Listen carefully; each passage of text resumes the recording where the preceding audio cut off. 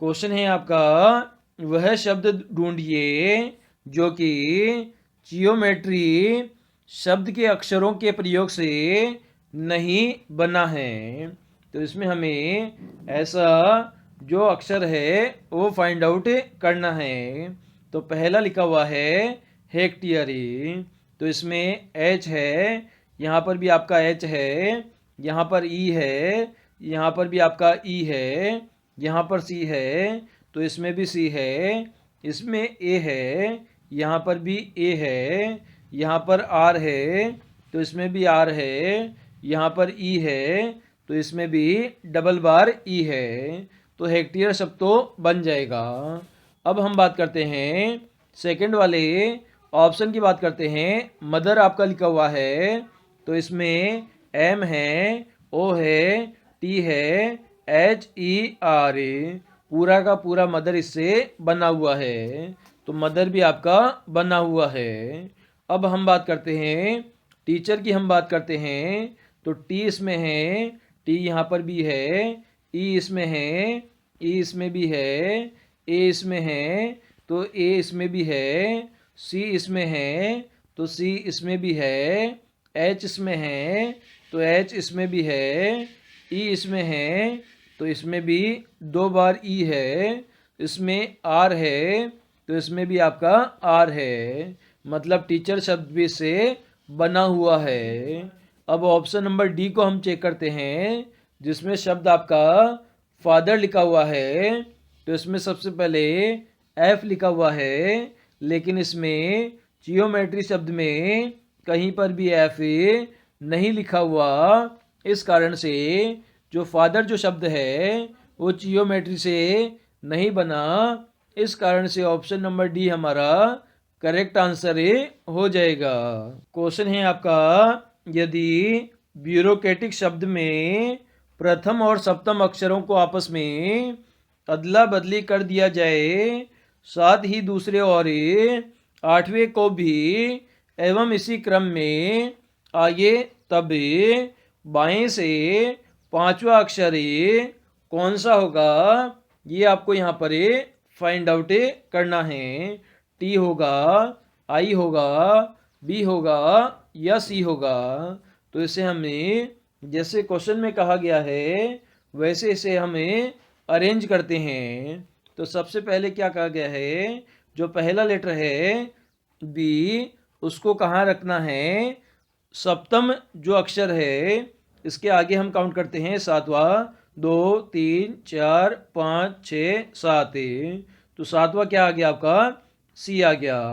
तो सबसे पहले सी आ जाएगा, बी जो है सी की जगह पर आ जाएगा। तो इस प्रकार से हमें इन्हें रीअरेंज करना है। इसी प्रकार दूसरे को आठवें से रीअरेंज करना है। तो सबसे पहले आपका स्थान कितने हैं इसमें, 1 2 3 4 5 6 7 8 9 10 11 12। टोटल स्थान कितने हैं इसमें, 12 है। तो 12 स्थान हम बना लेते हैं, 1 2 3 4 5 6 7 8 9 10 11 12। 12 हमने स्थान बना लिए। सबसे पहले स्थान पर आपका आएगा सी आ जाएगा। और जो सी वाला स्थान है उस पर कौन सा लेटर आ जाएगा आपका, बी आ जाएगा। तो सातवां कौन सा आ जाएगा, 1 2 3 4 5 6 7। तो 7 पर आपका क्या चला गया, बी चला गया। इसी प्रकार से जो दूसरा लेटर है वो बी के आगे चला जाएगा, और सी के जो आगे वाला लेटर है आर, वो सेकंड नंबर पर आ जाएगा। इसी प्रकार से हमें ए को चेंज करना है, ए को आर से चेंज कर देंगे। इसी प्रकार से टी को हमें किससे चेंज करेंगे, टी को हमें ई से चेंज कर देंगे। इसी प्रकार से आई को हमें किससे चेंज करेंगे, ए से चेंज करेंगे। इसी प्रकार से जो यू है उसको सी से चेंज कर देंगे। तो 12 स्थान थे, 12 स्थान पर हमने वापस से सभी लेटर को रीअरेंज कर दिया है। अब आपसे क्वेश्चन में पूछा गया है, बाएं बोले तो लेफ्ट साइड से आपको पांचवा अक्षर कौन सा है। तो ये पहला है, ये दूसरा, ये तीसरा, ये चौथा और ये कौन सा हो गया आपका पांचवा हो गया। तो पांचवें नंबर पर क्या आ गया आपका पास में आई आ गया, जो कि आपको ऑप्शन नंबर बी में गिवन है। तो बी हमारा इस क्वेश्चन का आंसर हो गया है। क्वेश्चन है आपका रिक्त स्थान पर कौन सा पद आएगा, ये आपको यहाँ पर फाइंड आउट करना है दिए गए क्वेश्चन में। और यहाँ पर आपको एक लेटर सीरीज गिवन है, जिसके लेटर आपको गिवन है ZACFJ BCEHLDEGJNAEGILP और आगे आपका खालिस्तान है। यहाँ पर जो लेटर आएगा वो आपको यहाँ पर फाइंड आउट करना है। तो इसे हम यहाँ पर सॉल्व करने की कोशिश करते हैं।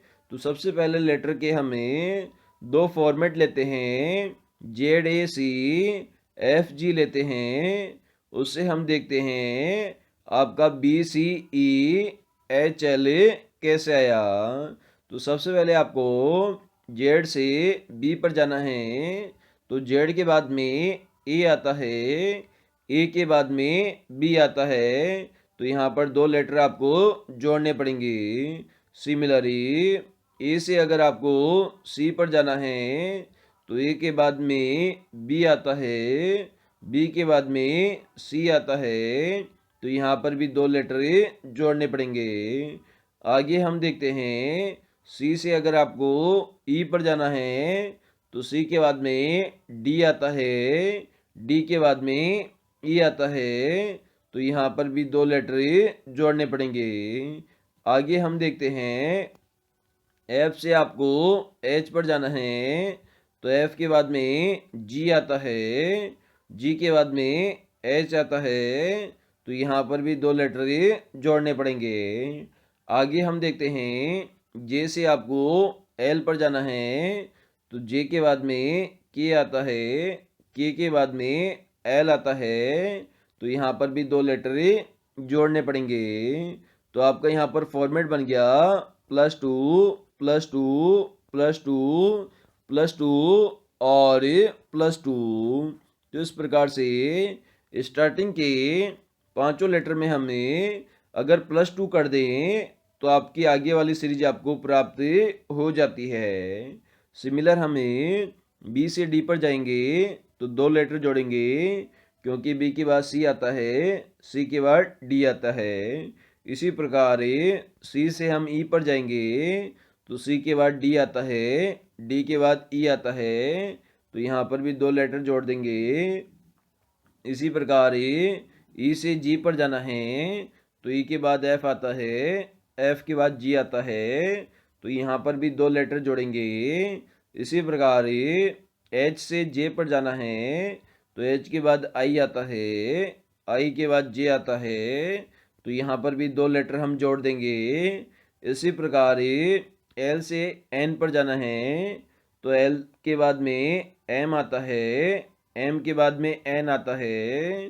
तो यहाँ पर भी दो लेटर जोड़ देंगे।